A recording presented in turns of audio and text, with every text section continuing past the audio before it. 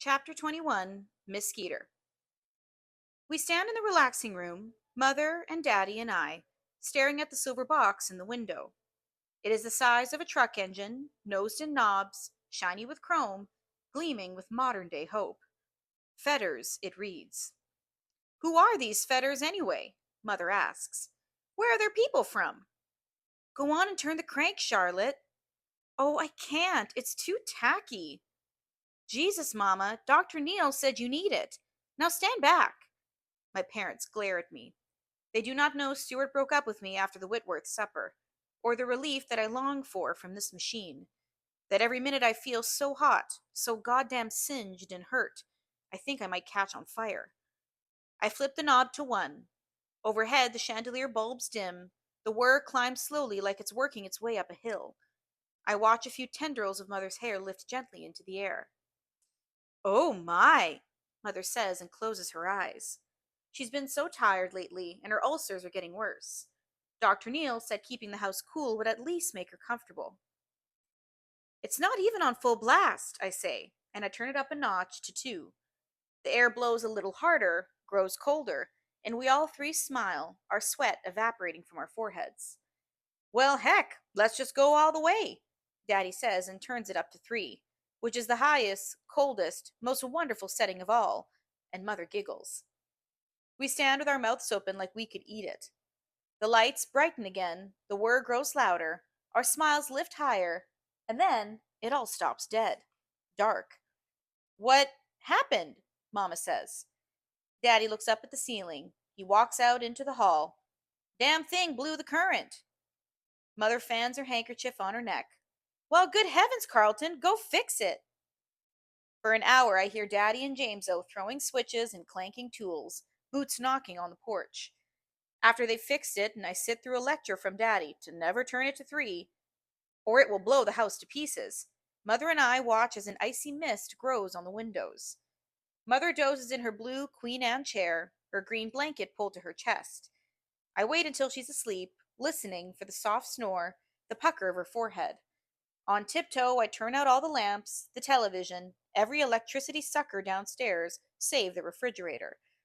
I stand in front of the window and unbutton my blouse. Carefully, I turn the dial to 3, because I long to feel nothing. I want to be frozen inside. I want the icy cold to blow directly on my heart. The power blows out in about 3 seconds. For the next 2 weeks, I submerge myself in the interviews. I keep my typewriter on the back porch and work most of the day long into the night. The screens give the green yard and fields a hazy look. Sometimes I catch myself staring off at the fields, but I am not here.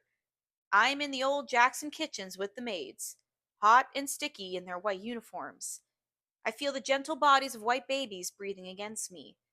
I feel what Constantine felt when Mother brought me home from the hospital and handed me over to her. I let their memories draw me out of my own miserable life. Skeeter, we haven't heard from Stuart in weeks, Mother says for the 8th time. He's not cross with you now, is he? At the moment, I'm writing the Miss Myrna column. Once ahead by 3 months, somehow, I've managed to almost miss my deadline. He's fine, Mother. He doesn't have to call every minute of the day. But then I soften my voice. Every day she seems thinner. The sharpness of her collarbone is enough to tamp down my irritation at her comment. He's just traveling is all, Mama. This seems to placate her for the moment, and I tell the same story to Elizabeth, with a few more details to Hilly, pinching my arm to bear her insipid smile. But I do not know what to tell myself. Stuart needs space and time, as if this were physics and not a human relationship. So instead of feeling sorry for myself every minute of the day, I work. I type. I sweat. Who knew heartbreak could be so goddamn hot? When Mother's lying down on her bed, I pull my chair up to the air conditioner and stare into it. In July, it becomes a silver shrine.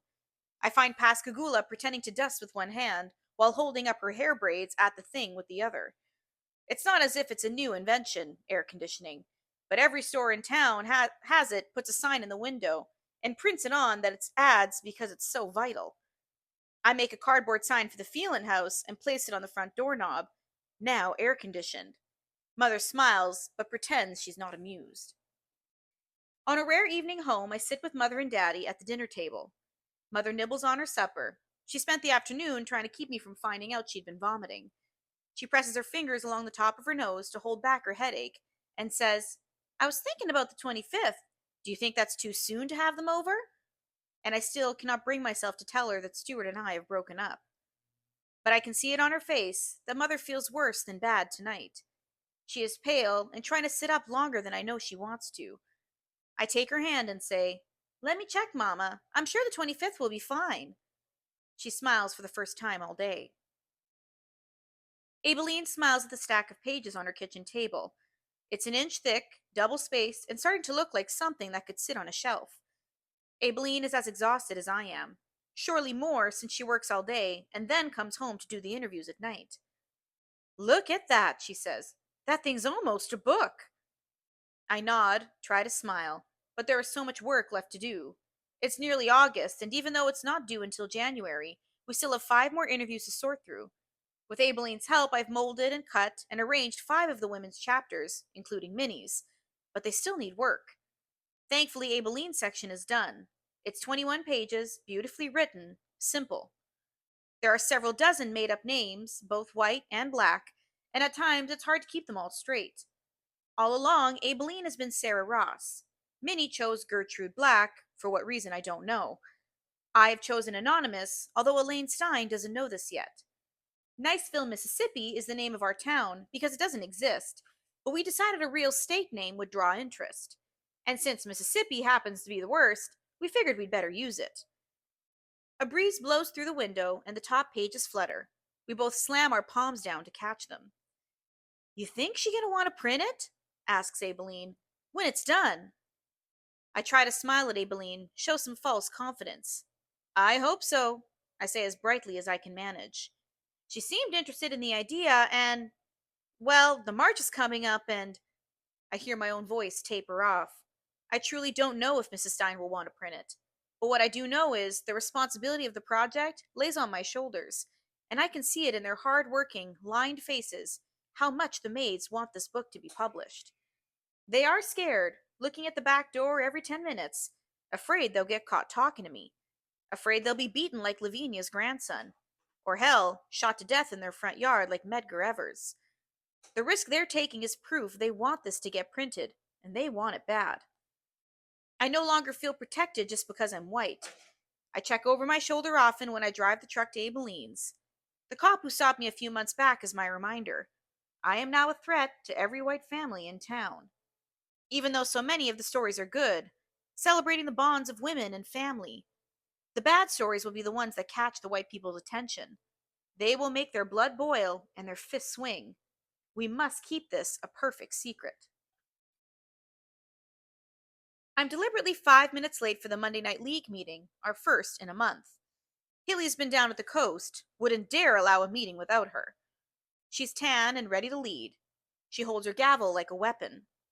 All around me, women sit and smoke cigarettes, tip them into glass ashtrays on the floor. I chew my nails to keep them from smoking one. I haven't smoked in 6 days. Besides a cigarette missing from my hand, I'm jittery from the faces all around me. I easily spot 7 women in the room who are related to someone in the book, if not in it themselves. I want to get out of here and get back to work. But 2 long, hot hours pass before Hilly finally bangs her gavel. By then, even she looks tired of hearing her own voice. Girls stand and stretch, some head out, eager to attend to their husbands. Others dawdle, the ones with a kitchen full of kids and help that's gone home. I gather my things quickly, hoping to avoid talking to anyone, especially Hilly. But before I can escape, Elizabeth catches my eye and waves me over. I haven't seen her for weeks, and I can't avoid speaking to her. I feel guilty that I haven't been to see her. She grabs the back of her chair and raises herself up. She's 6 months pregnant, woozy from the pregnancy tranquilizers. How you feeling? I ask. Everything on her body is the same, except her stomach is huge and swollen. Is it any better this time? God, no, it's awful, and I still have 3 months to go. We're both quiet. Elizabeth burps faintly, looks at her watch. Finally, she picks up her bag, about to leave, but then she takes my hand. I heard, she whispers, about you and Stuart. I'm so sorry. I look down. I'm not surprised she knows. only that it took this long for anyone to find out. I haven't told anyone, but I guess Stuart has. Just this morning, I had to lie to Mother and tell her the Whitworths would be out of town on the 25th, Mother's so called date to have them over. I'm sorry I didn't tell you, I say. I don't like talking about it. I understand. Oh, shoot, I better go on. Riley's probably having a fit by himself with her. She gives a last look at Hilly. Hilly smiles and nods her excusal. I gather my notes quickly, head for the door. Before I make it out, though, I hear her. Wait a sec, would you, Skeeter? I sigh, turn around, and face Hilly. She's wearing a navy blue sailor number, something you'd dress a 5-year-old in. The pleats around her hips are stretched open like an accordion bellows. The room is empty except for us now. Can we discuss this, please, ma'am? She holds up the most recent newsletter, and I know what's coming. I can't stay. Mother's sick. I told you 5 months ago to print my initiative, and now another week has passed and you still haven't followed my instructions. I stare at her, and my anger is sudden, ferocious. Everything I've kept down for months rises and erupts in my throat. I will not print that initiative. She looks at me, holding very still. I want that initiative in the newsletter before election time, she says and points it to the ceiling. Or I'm calling upstairs, missy. If you try to throw me out of the league, I'll dial up Genevieve von Habsburg in New York myself, I hiss, because I happen to know that Genevieve's Hilly's hero. She's the youngest National League president in history, perhaps the only person in the world Hilly's afraid of. But Hilly doesn't even flinch. And tell her what, Skeeter? Tell her you're not doing your job? Tell her you're carrying around activist materials? I'm too angry to let this unnerve me. I want them back, Hilly. You took them, and they don't belong to you. Of course I took them. You have no business carrying around something like that. What if somebody saw those things? Who are you to say what I can and cannot carry around? It's my job, Skeeter. You know as well as I do, people won't buy so much as a slice of pound cake from an organization that harbors racial integrationists. Hilly, I just need to hear her say it. Just who is all that pound cake money being raised for anyway? She rolls her eyes. The poor, starving children of Africa. I wait for her to catch the irony of this, that she'll send money to black people overseas, but not across town. But I get a better idea. I'm going to call Genevieve right now. I'm going to tell her what a hypocrite you are. Hilly straightens.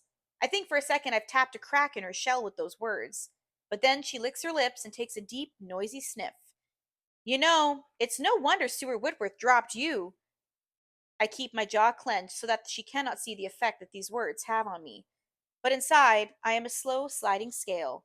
I feel everything inside of me slipping down into the floor. I want those laws back, I say, my voice shaking. Then print the initiative. I turn and walk out the door. I heave my satchel into the Cadillac and light a cigarette. Mother's light is off when I get home, and I'm grateful. I tiptoe down the hall, out onto the back porch, easing the squeaky screen door closed. I sit down at my typewriter. But I cannot type. I stare at the tiny gray squares of the black porch screen. I stare so hard, I slip through them. I feel something inside of me crack open then. I am vaporous. I am crazy. I am deaf to that stupid silent phone. Deaf to Mother's retching in the house. Her voice through the window. I'm fine, Carlton. It's past. I hear it all, and yet I hear nothing. Just a high buzzing in my ears. I reach in my satchel and pull out the page of Hilly's bathroom initiative.